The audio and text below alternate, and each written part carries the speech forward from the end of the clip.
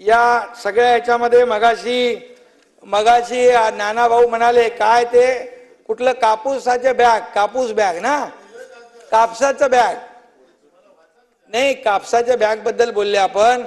पण तुम्ही कोविड मधल्या डेड बॉडी बॅग विसरले? डेड बॉडी बॅग विसरले तुम्ही?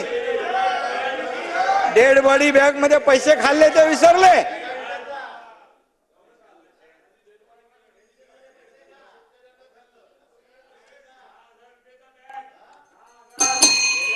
हा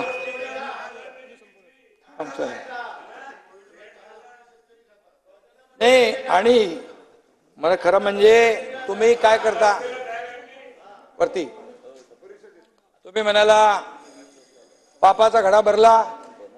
अरे तुम्ही खिचडीमध्ये पैसे खाऊ लागले, कोविड मध्ये पैसे खाऊ लागले, कोविड सेंटर मध्ये पैसे खाऊ लागले, डेड बॉडी बॅग मध्ये पैसे खाऊ लागले.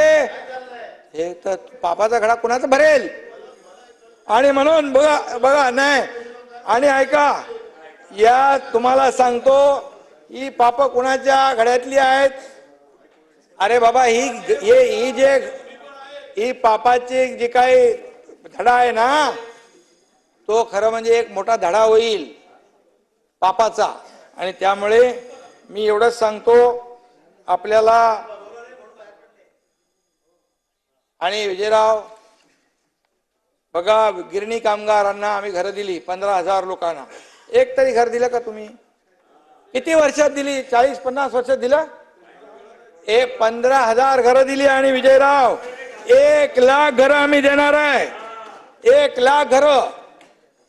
तुम्ही धारावीच्या विकासाच्या बद्दल बोललात. धारावीचा विकास, विजयराव, धारावीच्या विकासाच्या आड आले तुम्ही. अरे तुमचे एक बंगला दुसरा झाला, त्यांनी काय त्या चिखलामध्ये खितपत पडायचं? धारावीमध्ये तुम्हाला सांगतो, जे पात्र आहेत ते धारावी सोडून दुसरीकडे नाही, तिथेच आम्ही त्यांचं पुनर्वसन करणार. जे पात्र झोपडीधारक आहेत, जे पात्र झोपडीधारक आहेत त्यांचं तिथंच आम्ही पुनर्वसन करणार, हा शब्द आहे आमचा. आणि म्हणून सगळं तुम्हाला TDR तुम्हाला जास्ती माहित आहे. आणि म्हणून मी सांगतो, या झोपडपट्ट्या मुंबईमध्ये SRA प्रकल्प, धोकादायक इमारतींचे प्रकल्प रखडलेत. का रखडले? विजयराव, आम्ही आता एक निर्णय घेतलाय की त्यांना भाडं मिळत नाही, घरं खाली करून गेले ते बाहेर, त्यांचा काहीच राहिलेलं नाही, घर मिळेल की नाही याची शाश्वती नाही. म्हणून म्हाडा बरोबर MMRDA, MSRDC, शिडको, महाप्रीत, BMCच्या जागेत असलेले BMCचे प्लॉट, हे सगळं मिळून आपण सरकारच्या माध्यमातून याचा विकास करणार आहोत, पुनर्विकास. आणि या सर्व लोकांना भाडं देणार.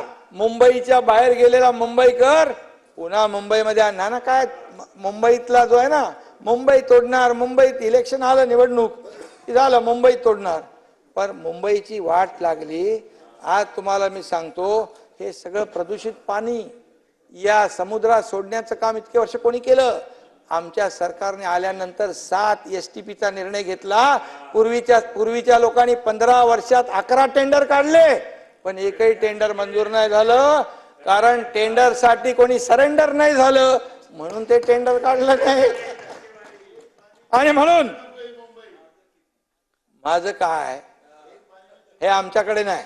आणि म्हणून पुढच्या हे STP झाल्यानंतर तुम्हाला समुद्राचं पाणी निळं क्षार दिसेल.